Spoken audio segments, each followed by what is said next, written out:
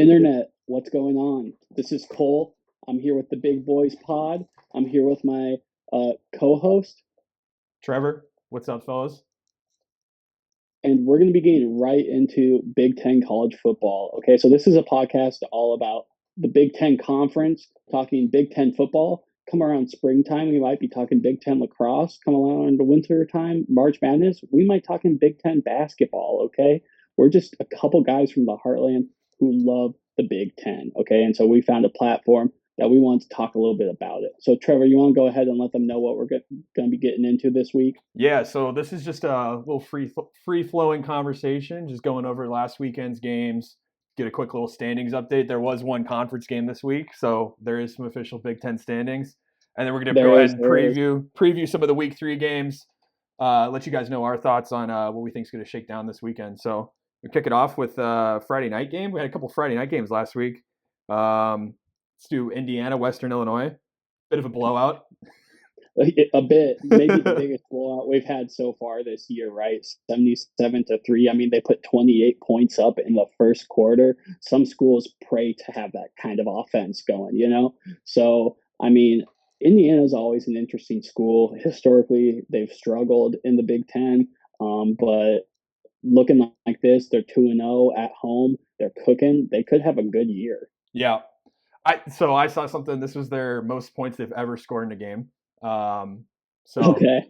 Doing it against Western Illinois, maybe not the biggest achievement, but break it down the stats a little bit. Like they only had 378 passing yards, which more than a lot of teams get. But when you look at their rushing stats, they had like 10 different players that got a carry, and 6 of them got over 30 yards rushing. So really spreading the ball around, maybe pulling in some of their backups, third string guys once the lead started getting out of hand. But looked like a good game for them. I mean, still early to tell. Like you said, they're kind of a weird team. Kind of ceiling seems to be 8 wins and floor can be 1 win, but see how they go into this year. Totally. I mean, yeah, the Western Illinois, just tough matchup for them. It's going to happen every year. Someone's going to get stomped on in the early season. But like you said, it could be indicative of a good year, or we could see just it be a moot point and we move on from this. So it'll be interesting. Yeah. Let's move into our next game, another Friday night game that went into double OT, which is always exciting. A little OT free ball. Yep. Duke ended up edging out Northwestern 26-20. Trevor, quick question: how do you feel about Northwestern Stadium this year? I think it's cool. Like, so a friend of mine is a big hater on like Ryan Field. I think their regular stadium was always a big hater. I thought it was kind of cool. They had the towers and that sort of thing. And so they're like completely reeled in that stadium. And then this year they're playing like right on the lake, like practice stadium that they turned into a permanent stadium. Literally. I think it's cool. I mean, you don't get the chance to play in a stadium like that often. And it's only a couple of years, so make the most of it. Yeah, and it'll be interesting to see kind of how that turns when it gets a little colder towards like November, what those games look like. But I mean, looking more at the game, obviously they took it to OT. They're 1-1. Northwestern is 1-1. I mean, Duke is always a decent football program. I think we could learn a lot from this game in terms of how they're going to move forward. But yeah, I mean, 16 carries, 94 yards, 2 touchdowns for Porter on Northwestern. Keep giving that guy the ball, okay? Like if that's what it takes to win. I mean, they're not getting a whole lot done in the passing situation there. They might be a rushing team this year for sure. Yeah, I think it's interesting matchup. Just given last year Northwestern first year head coach weren't expected to really do anything, and I think won eight games, which pretty sure Brown, head coach there at Northwestern, won Big Ten Coach of the Year. Maybe fact check on that. But coming into this year, I mean, not a lot of expectations again. Lose a game early. Like you said, Duke's a pretty good team. They also have a first-year head coach.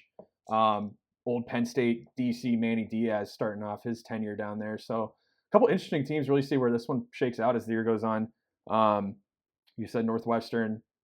Enjoy that stadium. Maybe get some home field advantage later in the year. I know we're Iowa fans, full disclosure, and Northwestern has been a thorn in Iowa's side over the past 20 years. So see if they could sneak one off of a better team Move Yeah, on and to you know oh what? god. Oh, just real quick, he did win Big Ten Coach of the He Year did. last year. Yeah. That's what I So, thought. so Like yeah, they came in like he got hired like in July after that whole scandal and then come in, win 8 games, like right. just I mean, kind of deserve that one. Moving on to Yeah, so I mean, Saturday. Take a look at start with the big game, Texas Michigan.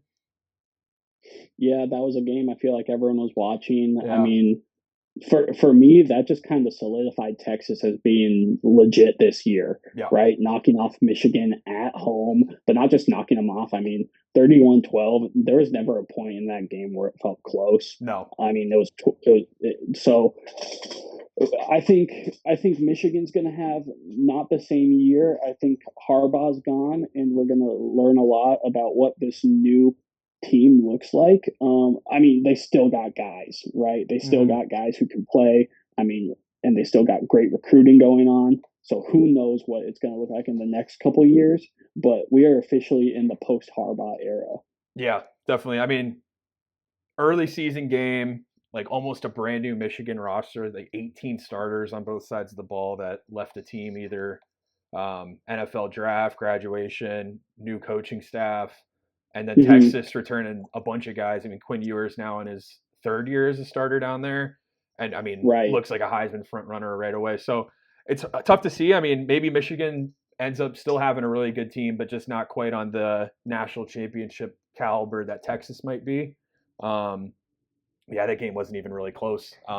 That first drive, I don't know how much you saw, but I caught that first drive, and I think there was three or four third down plays for Texas driving down the field, and Michigan couldn't stop them on a single one. It's like if you're playing the Yeah. game like that, I mean, it's going to be a rough day, and that's what it ends up being. So, I mean, holding up to 31 points, the defense is probably going to be good again this year, but offense, get that clicking. Davis Warren doesn't really look like the guy, so we'll see. No, I think you're right. I mean, they're going to be a defensive heavy team for Mm-hmm. sure as they try to find their footing on the O side of things. I mean, early prediction, they're not my Big Ten champs. I No. think it's got to be someone else. And that right there was kind of the nail in the coffin for me to solidify that feeling. Yep. No, I agree with you. Why don't you kick us off to the next game? What we got?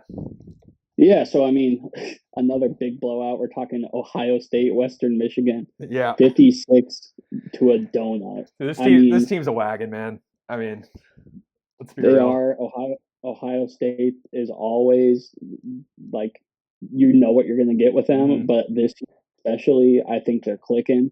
I could see them being. I think they will be in the Big Ten championship game against who we'll see, but I think the Big Ten's going to run through Ohio State this year. Yeah, for sure.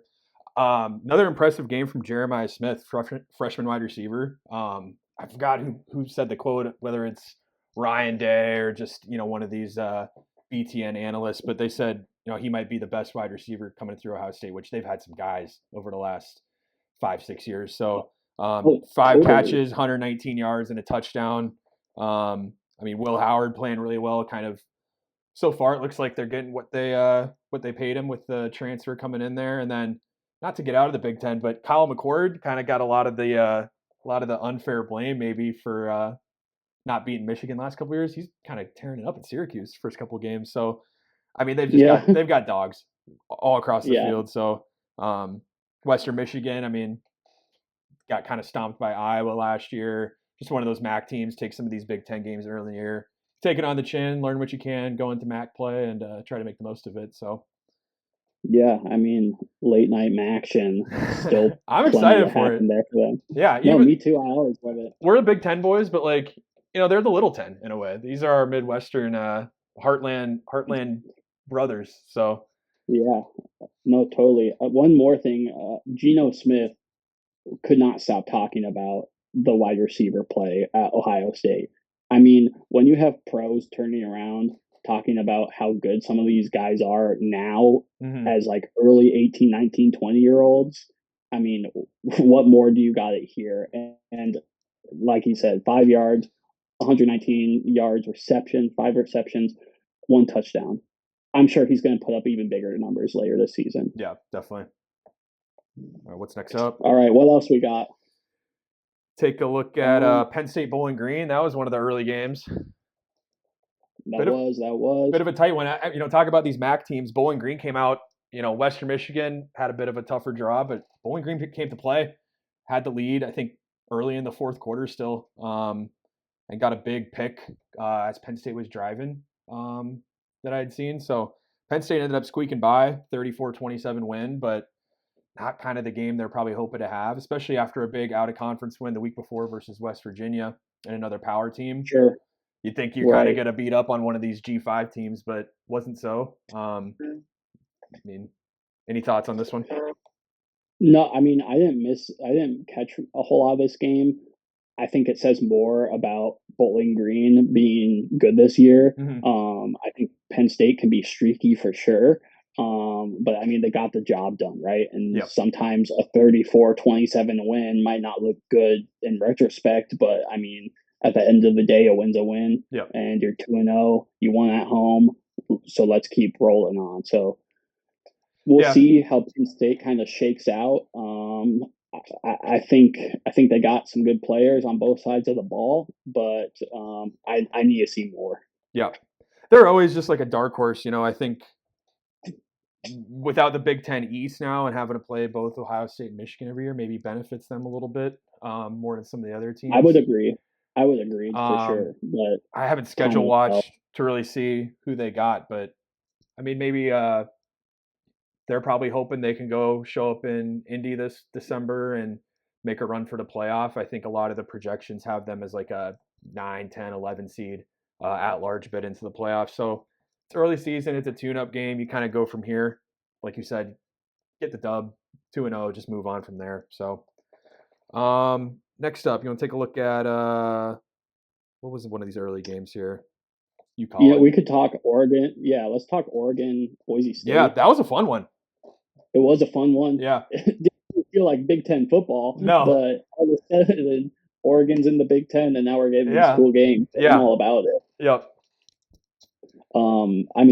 Final score 34-37 Oregon. Oregon stays undefeated, going 2-0. I think they're going to be a powerhouse in the Big Ten. They're always a powerhouse. They're Oregon, but Boise State doesn't play bad football, right? No. And taking them that deep, played the entire game, went up until the fourth quarter, and they squeaked it out. But I think Oregon's going to have some really good games this year where they put up ridiculous numbers. And I could also see them running into some of these bigger, like Big Ten schools like Ohio State. And who knows what other schools who are going to start to fold out. But I think they'll have to fight for some of these wins if they want to really be a college football playoff discussion team. Yeah. I think there was a lot of hype. I think they were preseason ranked top 3, either second or third, I want to say. It was up there, yeah. Yeah, and taking a couple hits in the rankings. Number 7 last week and now down to number 10, I think, this week. If you're an Oregon fan, they've had one score game versus Boise State, gotten a close game last week. Are you worried at all? Maybe that this isn't the team and the Big Ten's going to be tough? As a Boise State fan? If you're an Oregon fan. Oh, as an Oregon fan. I think I might be holding my breath a little bit, just because we got ranked so high and all of a sudden, we're still winning, but we're falling in our ranking. So conference play will tell us a lot about this team, but I think they're a top 5 team in the country. Right now, probably not. Yeah. The way they're winning these games by 4 quarters, playing the whole game, not stomping them like some of these other teams that we've seen. Mm-hmm. They still have to prove a lot for me. Yep. Yeah, that game in I think it's in Autzen in October versus Ohio State's going to be a lot of hype going into that one, and probably it's going to be awesome the rest of the season. Yeah, definitely. Moving on, let's take a look at Golden Gophers. Talk about blowout wins, 48-0 versus Rhode Island. They were the only Big Ten team to lose in week 1, so get a little vengeful win there. Probably feels good for them. Any quick takeaways on this one? No, Minnesota has built a serious program over the past 5-6 years. I feel like this is what they needed to bounce back after that first rough loss. I think Minnesota fans can take a sigh of relief and Yep. know that they still are going to be moving in the right direction forward, and they'll win the games they have to. Um, I mean, stomping Rhode Island 48-0, shutting out any team at the Division One level is a lot of hard work. So let's understand how good this defense actually is, what they're getting done. I think Brosmer is decent. I mean, almost 300 yards, 270 yards, two TDs. Mm-hmm. We could see some good stuff out of him. Let's just see as we get into some of these maybe more evenly matched games. Like I'd like to see them play Purdue or play. I mean, even Oregon again will be interesting, right? Let's see how they match up against some of these other schools in the conference. Yep.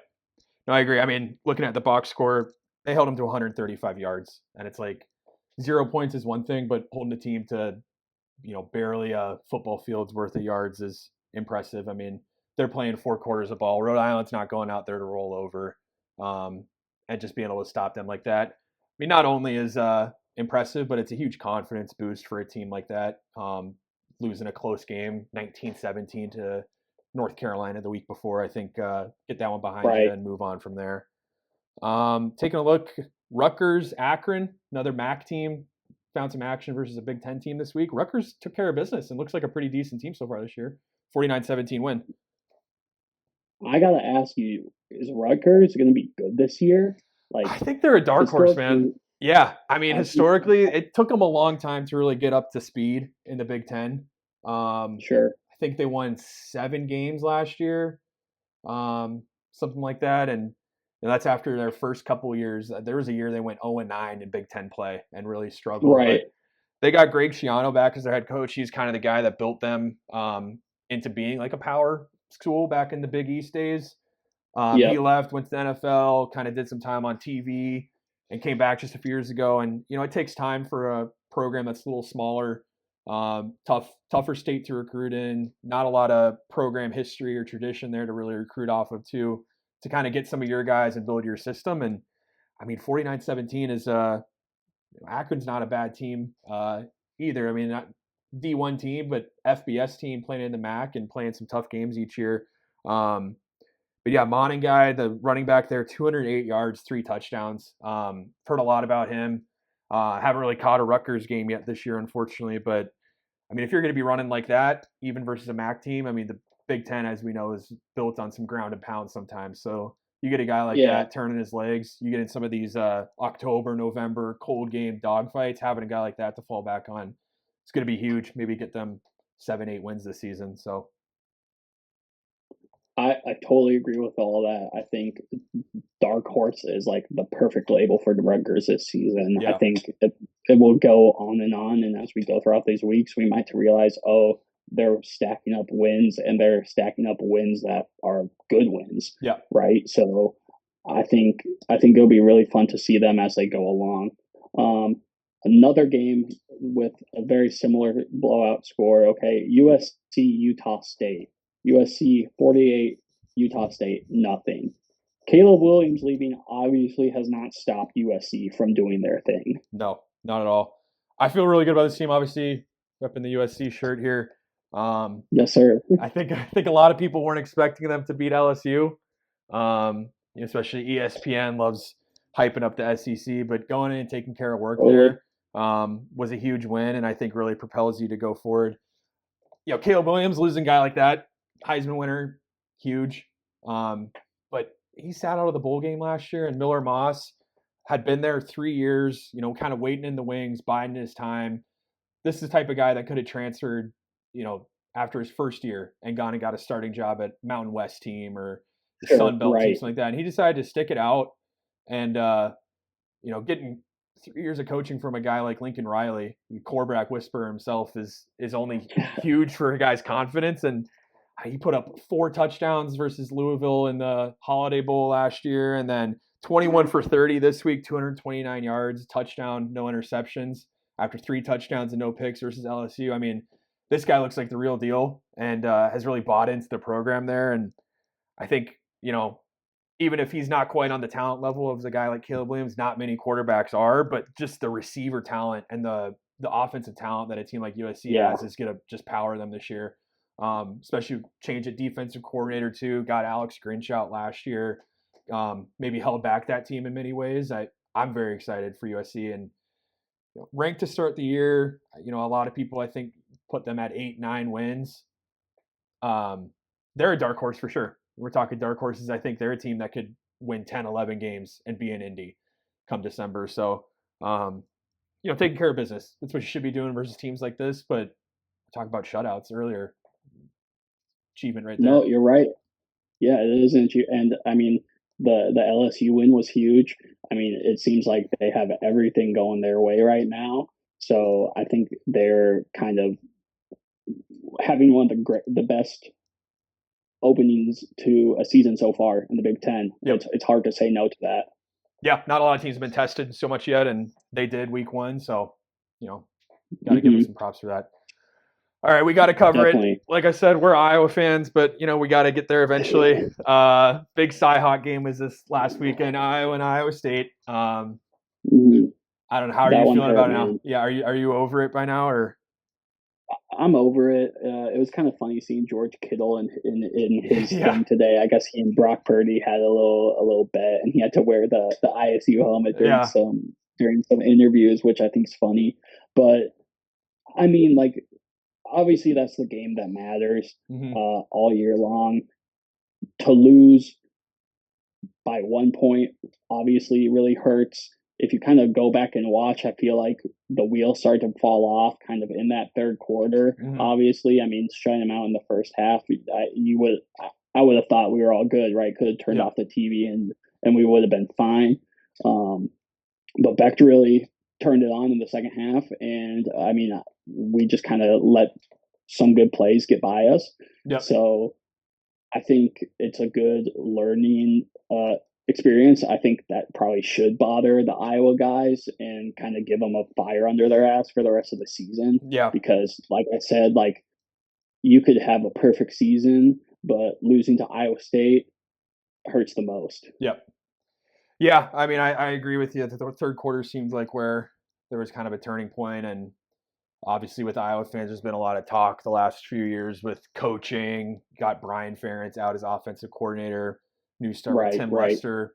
I think personally the offense looks better so far, even through just 2 games. But a lot of that I think falls now on Kirk, 25-year head coach, legend.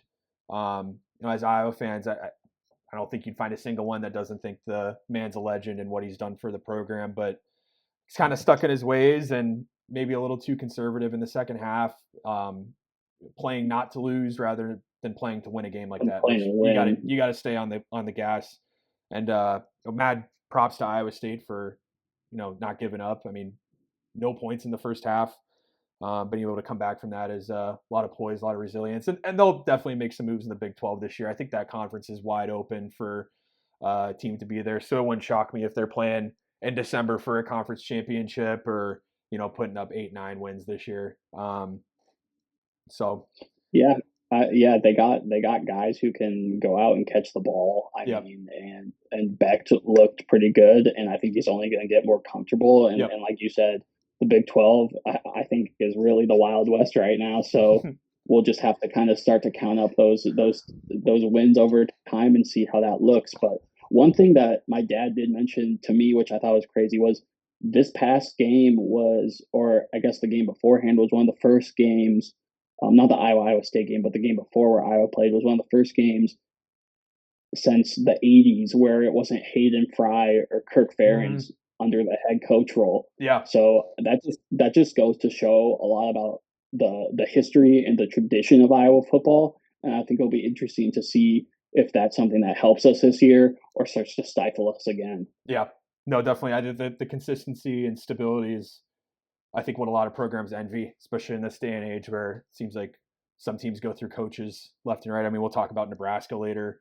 That's a team that took a while to find their footing, and Wisconsin even now the last few years going through coaches. So, 2 coaches in 50 years is impressive. So, I'm kind of on the opinion now that I think maybe a change needs to happen. Maybe even keep the hire internal, somebody that knows kind of the Iowa way. But for a guy like Kirk, I mean, there's a time where you got to adapt, and doesn't seem like maybe he's doing that anymore. So we'll see Yeah, how no, this week shakes out, and we'll get into the week 3 preview and kind of our thoughts on that and how the rest of the year goes, and maybe if a coaching change is going to be a little more necessary. Talked about the Big 12 there. Let's keep it in the Big 10. You want to talk about the conference game? We had one this week. Maryland and Michigan State kicking off Big 10 we play. did. Yeah. We did. We got lucky. We got a week 2 conference game. Okay. Yeah. I don't know how often that happens. But yeah, Michigan State, Maryland, 27-24. Michigan State edges it out right at the end. I think it's kind of funny to think that Maryland might be technically the worst team in the Big Ten at its largest ever right now. The only team to ever be 18th place. No one has ever been 18th place.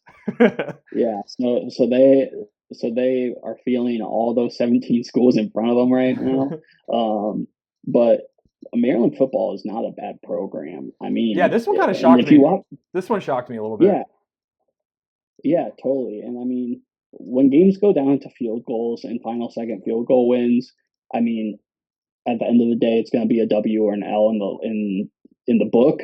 But those guys in that locker room know how good they are and how good they can play, right? Mm-hmm. And if some things just start swinging their way, that might be a Maryland win. Yep. Yeah, I think I kind of thought they'd be a little bit of a dark horse this year, at least making some waves and be a winning team. And obviously, it's week 2, so the whole season's ahead of them to make a turnaround from this. But I remember last year they were 4-0 or 5-0 and ranked in the low 20s, and went and played Ohio State in Ohio Stadium, and were leading that game well into the second half, and didn't end up winning. But I just thought, I was like, that's a team that has a lot of money behind them with the Under Armour deal, and has a big fan base in a big market, big school, all that sort of things, where it's like, like Rutgers takes some time to get up to speed in the Big Ten, but I thought really could maybe break through. And after that game, kind of the wheels fell off last year, but see how they came back this year, and opening up with a conference loss isn't really what you're looking for. So couldn't really get it going on the ground, only 86 yards of rushing. So big on Michigan State's D, holding them there. But they look good. They look good. Yep. Big first win for first-year head coach there, Jonathan Smith at Michigan State. That's kind of how you want to start off Big Ten play. So, yeah, I'm sure the guys threw a big Gatorade splash on him after that. Green flavor? Congrats to Coach. Get the green flavor? Well, when we're talking green flavor, there's lots of green flavors. There's lime cucumber, there's green apple, there's. If I'm on the D line, the last thing I want after rushing the quarterback on a drive is green apple Gatorade. No, that sounds horrible. All right. That sounds horrible. Take us to the next one. We got. Yeah, so Illinois, number 19, Kansas. Illinois beats Kansas 23-17. I like Illinois this year. I think Illinois is kind of on the resurgence. I mean, they've been on a resurgence in basketball over the past few seasons. It seems like football is just right along that way. What do you think, Trevor? They're such a streaky team. Like, they've only made, since the start of the 2000s, they've made like 6 bowl games. One of them was a Rose Bowl. It's like, you look at these Rose Bowl teams year in, year out. These are teams that, they're winning 8-9 games, going Outback Bowl, going Citrus Bowl, going wherever. They're in contention, and there's the year they kind of break through. Or your Rose Bowls, on Ohio State, the years they miss out on the playoff. It's like, here's Illinois. Yeah. Random year, getting to the Rose Bowl, and then just not being bowl eligible all those other years. But, Brett Bielema, head coach there, didn't really have the best luck at Arkansas, but kept Wisconsin as a really good program for a lot of years there back in the day. So, he plays old school Big Ten football, yes, but with a more spread style now with a team like Illinois. But yeah, that's a tough defense. Obviously Jalen Daniels gets a lot of praise at Kansas at quarterback. One of the best quarterbacks in the Big 12, and they just shut him down completely. And that looked like a pretty dominant win against a team that in a wide open Big 12 can definitely make some noise. So yeah, we'll see where it goes. I mean, that's a team that has a ton of potential to be really good, but you just never know if they're really going to put it together for a full year.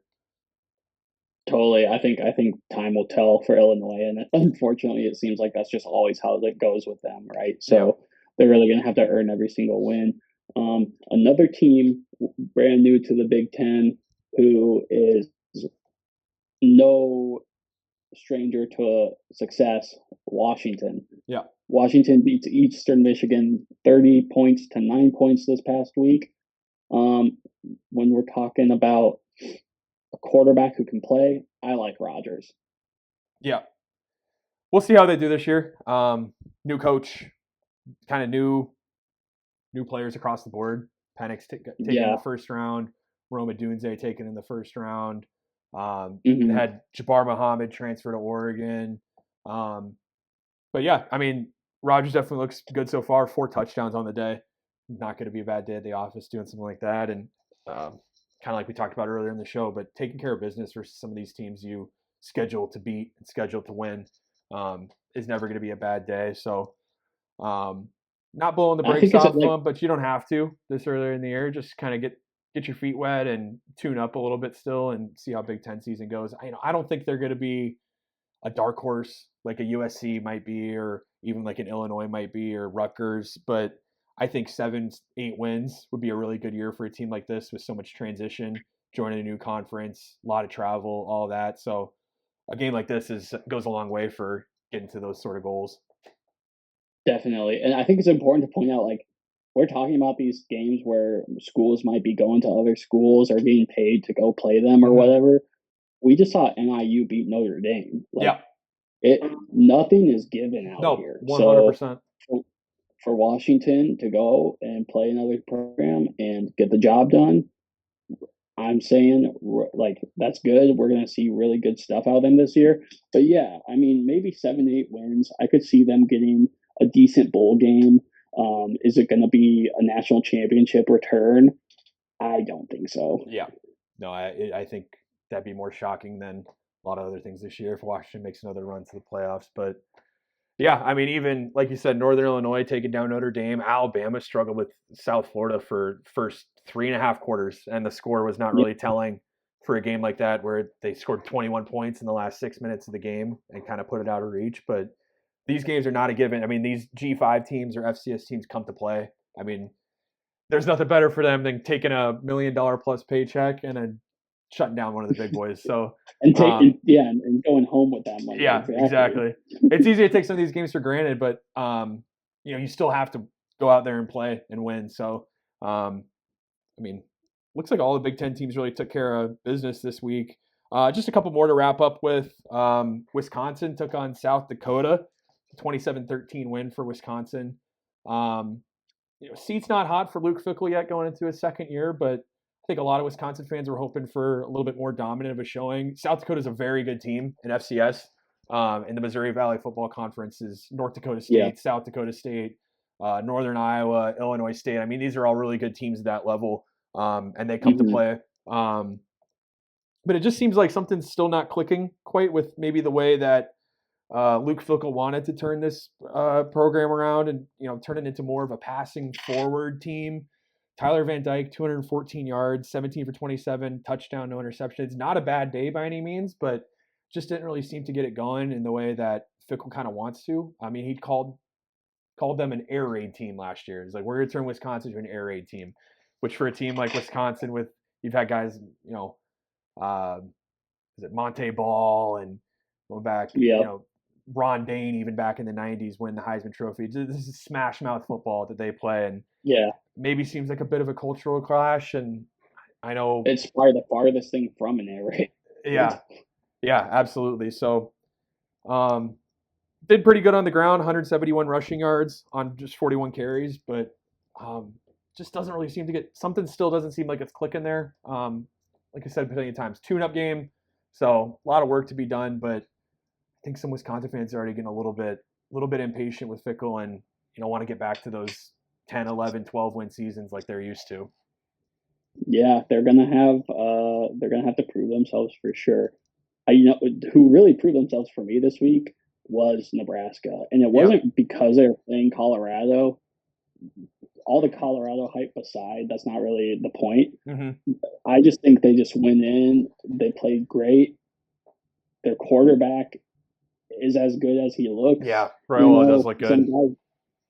Some guys are calling him like Mahomes lookalikes and stuff, which I think is funny. I get what they're going for there, but I mean, this might be like Matt Rule's best Nebraska team so far. Absolutely, second year there. I mean, even last year was a big turnaround from Scott Frost, 5-7, I believe, after 3-9 season and some 4-8 years and everything. Yeah. It's already kind of a step up, and Matt Rule is just such a culture guy. I mean, this team is still Raiola's his big recruit, 5-star quarterback, top-rated quarterback recruit in the country, flipping commitment from Georgia and Nebraska. That's a huge win for him. But so many, I mean, crazy. You got 22 players starting on both sides of the ball, plus all your special teamers, and you're subbing guys on the line, both sides of the ball, and you're subbing in different defensive backs. So much of these teams are still built out from Scott Frost era guys. And to be able to get this performance out of them just kind of speaks to the culture that Matt Rule can build. So, yeah, I agree with you. I think you opened up saying that's the team that surprised you. That they surprised me too. I think they surprised a lot of the college football world this past weekend. I mean, Colorado, a lot of hype. They blew the doors off in Nebraska last year, so that wasn't a given for Nebraska to win this game. But 28-0 at halftime and kind of let off the gas a little bit in the second half, but it's not like Colorado had much going, but a dominant win. And I think fans in Lincoln are itchy no matter what, but seeing a game like that has them itching for being back in Big Ten contention. So we'll see how they do this year. Climbed up in the rankings this year, and it's early, so could have Nebraska could definitely be one of the bigger horses in this race for sure. Yeah. So that wraps up all of week 2. Okay, we got only one actual Big Ten conference game down so far. We'll have to see what's going on in week 3. Trevor, you want to talk about one of these first week 3 games? Yeah, let's kick it off with big noon on Saturday morning. Alabama Crimson Tide coming up to Camp Randall to take on Wisconsin. So if fans are getting a little anxious about Luke Fickell today, or not today, sorry, Saturday is going to be the big test. Spread on this game's Alabama by 16. So I don't think maybe a lot of Wisconsin fans are expecting them to come out of this with a win, but playing competitive and keeping it close for as much as possible, I think would be a huge victory for them. What do you got on this one? No, I'd agree. I mean, Alabama's just coming to take care of business. Mm-hmm. I think Wisconsin, if Wisconsin steals a win here, more power to them, right? And I can eat some of my words. But I think even if it's a close game, or not even a close game, I mean a -16 spread, they're going to have to put up serious numbers throughout all 4 quarters to even play with them. So I'm taking Alabama. I think Wisconsin's going to take their first loss of the season. Yep, I'm right there with you. Moving on, another 11 o'clock game. This one on BTN. Michigan at home versus Arkansas State. Michigan favored by 23.5. Whether they cover or not, I don't know. But I like Michigan in this one. Another game just to take care of business.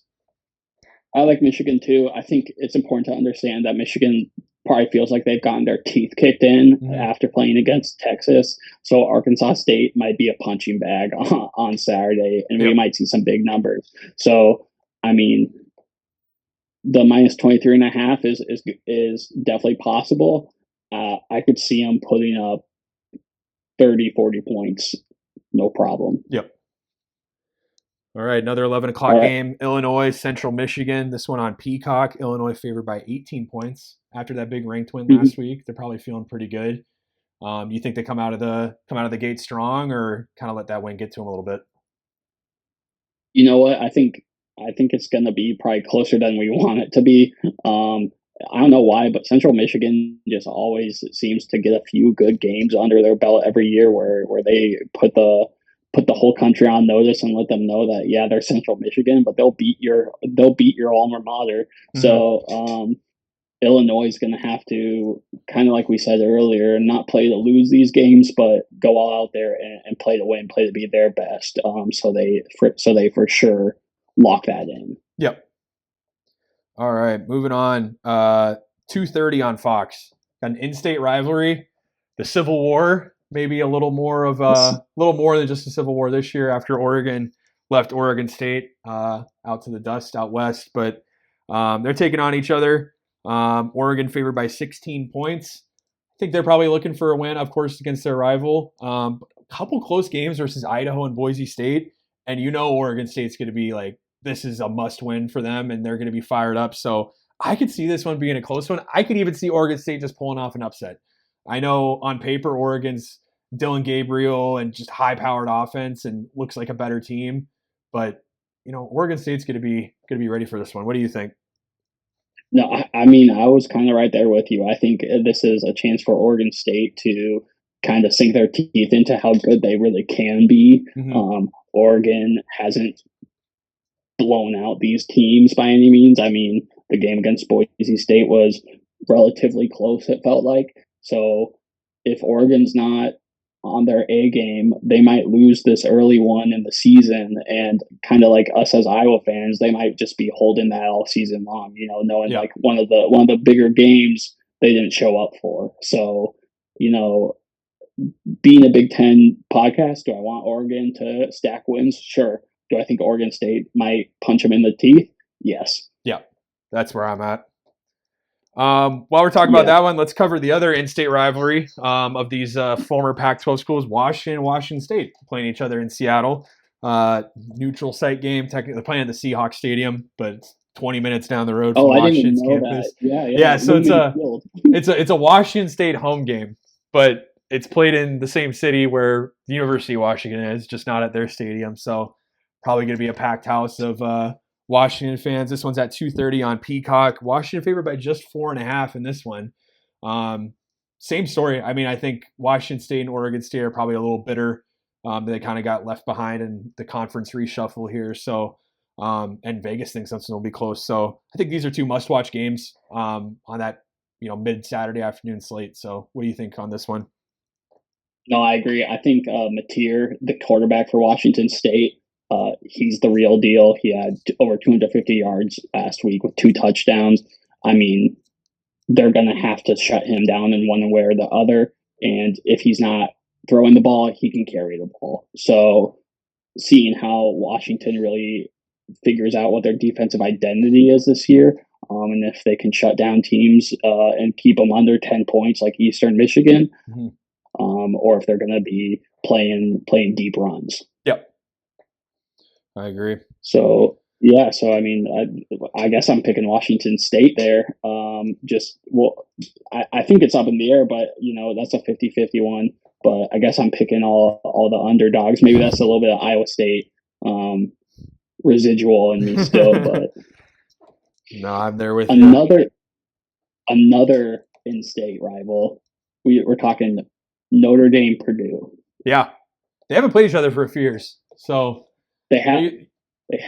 They used to play every year. It seemed like, pre Big Ten expansion, losing an out of conference game. Notre Dame, kind of their ACC agreement. So this is one that kind of got shuffled away a little bit out of Notre Dame's schedule, but yeah, this one's going to be big. This is CBS at 2:30. Notre Dame favored by 10. They're probably going to be looking to avenge last week's loss. So I like Notre Dame in this one. I still think they got a good team. It's losing an early season game like that. It sneaks up on you. Sometimes you can be looking ahead on your schedule a little bit and overlook a team like Northern Illinois, but they still have a lot of talent. And as we're in the USC stuff, it pains me to say, but I think Marcus Freeman's a good coach. I think they got a lot of good players, and they're a tough team still year in, year out. Took care of business versus Texas A&M week 1 and just got snuck up on a little bit by Northern Illinois. So I think they'll be, ready to get that one past them, and spread on this one's 10 points. So I think Notre Dame covers that pretty easily. And I'm not saying Purdue's going to roll over, but Notre Dame's just a bit of a class ahead team like that. No, I mean, I agree. Good teams win. Great teams cover. That's true. Notre Dame's got something special this year. I think winning in West Lafayette, you know what? That sounds like Notre Dame South to me. Yeah. That's not too far. There's going to be tons of fans there on both sides of it. But yeah, Notre Dame might just be ready to kind of let some of that anger out, and Purdue might be on the wrong side of that. You can celebrate. Notre Dame wins that. They can celebrate, get some new cleats at the West Lafayette Dick's Sporting Goods. I hear that's a good one. Yes, sir. If you're ever looking for cleats for sports, just know West Lafayette. We'll talk about that another time for sure. All right, moving on. Michigan State versus Prairie View. This one's also at 2:30 on BTN. No line on this one. This one, Vegas doesn't even want to touch, which I'm kind of there with them. Not much to say. Prairie View A&M, one of the smaller FCS teams for already your smaller schools. So after a big conference win, probably feel like Michigan State's ready to go get after this one. So moving on. I mean, this feels like a week. Feels like a week 1 game in week 3, so they're just getting an extra win. Yep, helps them. Yeah, move on. We can talk Nevada, Minnesota. I think when Huntington Bake is rocking, and when Minneapolis fans or Minnesota fans are rocking, it's one of the coolest environments in the Big Ten. And that might just be biased because I'm a Big Ten fan, but just watching how those fans get behind the ball can be really exciting. So I think that they'll have no issue here. I mean, they have a under 17.5 spread. So as long as they keep rowing the boat, they won't have any issues. Yep. I like Minnesota in this one too. Nevada off to a rough start. They got that extra game in week 0, but already 1-2 out of conference. So a team like Minnesota probably looking to take care of business there too before getting into Big Ten play. Moving on, Iowa. Our boys taking on Troy in Kinnick this week. This one's at 3 o'clock on Fox Sports 1. Iowa favored by 22. Only 38.5 for the line. So still not a ton of confidence in Iowa's offense, it looks like. But looks like the defense, Vegas thinks will take care of work. What do you think? How do you think Iowa shows up for this one? I think a 22 line's kind of crazy still. I mean, it's hard to say, right? Like, it's hard for me, and this is crazy to say, but this is just a reality of being an Iowa fan. It's hard for me to see Iowa put up 22 points more than another team for a win. Yeah. Did it versus Illinois State, regardless of week 1, but sure, yeah, and that was awesome, right? So if we kind of find our flow early again, I think regardless, like Troy's just taken a loss this week. And they're going to deal with an angry Iowa team. But what's more important is, can McNamara find his rhythm early? Can we keep hitting guys who are open? And can we stop the ball on big plays on the D side? Right there with you. I like Iowa in this one, but let me down too many times last few years to really think we're gonna come out with clenched fist on this one. So we'll see. Moving on, Nebraska, they take on Northern Iowa, which we brought up earlier as a really strong Missouri Valley Football Conference team.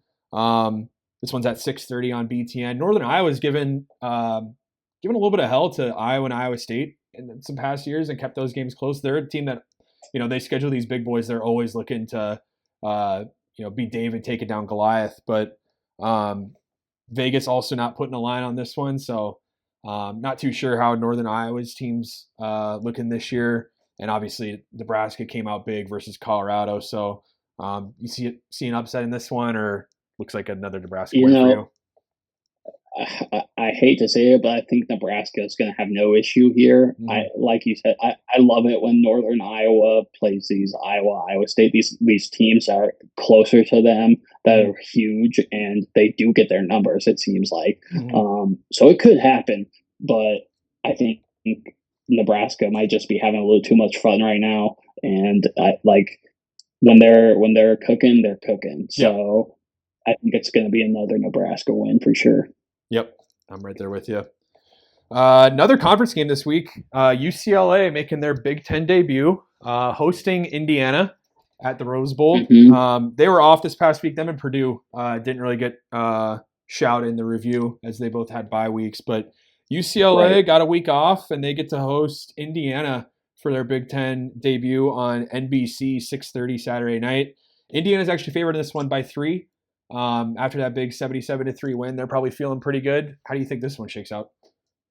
I think this is the game to watch this week if we're talking Big Ten games. Okay, both these schools are trying to kind of rewrite their identity as a football program, especially in the Big Ten. 77 points is freaking awesome. Can you do that against a school like UCLA? Who knows? I don't think so. But I also could see UCLA maybe getting popped in the mouth here and not really knowing where to even begin, right? Yep. So UCLA only have one game under their belt. I need to see more of them, but Indiana feels like a good pick right now. Yep. I like Indiana too. UCLA, new coach there. A lot of turnover over the offseason with some of their roster. Still kind of just get comfortable in the Big Ten. A little bit different style of play than maybe how they're used to. So I like Indiana in this one. I think it'll be tight. And I agree with you. I think if you're a Big Ten fan, this is the game to watch. Kind of seeing some of these middle tier Big Ten programs taking on each other and, joining one of the new conference rivals and welcome them into the Big Ten will be fun to watch. Moving on, Northwestern get to host another game at that temporary stadium there in Evanston, right on Lake Michigan. They're hosting in-state rival Eastern Illinois. Vegas predicting this one to be a blowout too. Don't have a line on this one. Imagine Northwestern's probably going to take care of work. So, yeah, not much to say on this. Yep. I mean, if Eastern Illinois gets a win, I think we'll all be talking about it for like a minute next week. But I'm sure it's just going to be a quick recap. I think Northwestern has no issue here.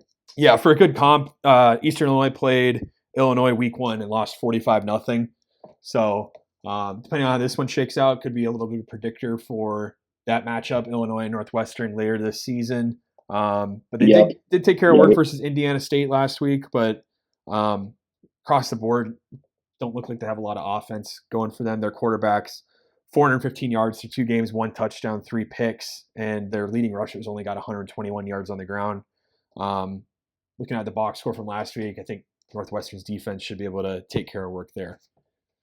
And then it could be a long day for Eastern Illinois. Yep. Then our last game, this one, got to watch it outside of the Big Ten TV deal. This one's on the ACC network since Virginia. It feels like an ACC game. It does, yes. I mean, it's been 10 years, and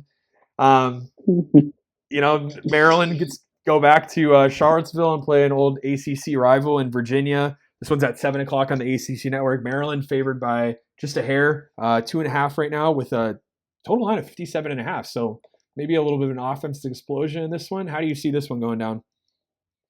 I think Maryland gets this one. I think they played good last week, like we talked. Virginia 2-0. The ACC is a great conference. I think this should be a game where Maryland comes in and probably beats them out. I think Vegas is right on the money by saying this could be like a last-second field goal game or something like that. And I think both teams will definitely be seeing the back of the end zone a whole lot. Mm-hmm. It's just figuring out who can do it more that day. And hopefully it's Maryland. I haven't seen a whole lot about Virginia football, but I think a night game like that, who knows what happens that late in the day. Yep. Right there with you. So that's our week 3 slate. Looking forward to another fun football weekend in the Big Ten. A little bit of a longer show than we're normally planning on. Once we get into Big Ten season and teams are playing each other, just less games to cover. For a bit of a sneak preview to week 4, there's some fun matchups here. USC and Michigan playing that weekend. UCLA plays LSU. So LSU getting both Big Ten LA teams this year.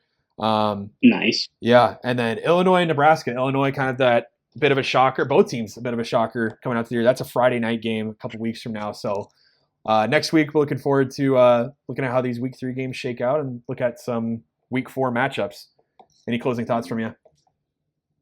I think it's going to be a great year. I think the fact that the Big Ten has gotten bigger, I finally welcomed it. I finally embraced it. And now that we get to see these teams in action cooking, I'm excited. So I think that we have a couple real teams who could be some serious college football playoff contenders. And I think we have a couple who could just shock the world in terms of being kind of a milk dud in the past, and now they're ready to go, and they could be turning things around, have a great bowl game. So super excited to see the success of some of these teams. It'll be interesting to see who does not show up consistently throughout the year. Yeah, long year in store. We're looking forward to breaking it down with you all year. So sound off in the comments. Let us know what you think. Any thoughts on segments you might want to see, and give us a like on this one and spread the word. And that we'll see you next week. Yeah, seriously. Please. And don't forget, follow us on Instagram at Big Boys Pod. And we'll be posting some stuff there, but we're always looking to hear from you guys. So if you got anything you have to say, sound off below. Awesome. From Big Boys Pod. Yeah, this is Cole. This is Trevor. See you next week. Have a good one, guys.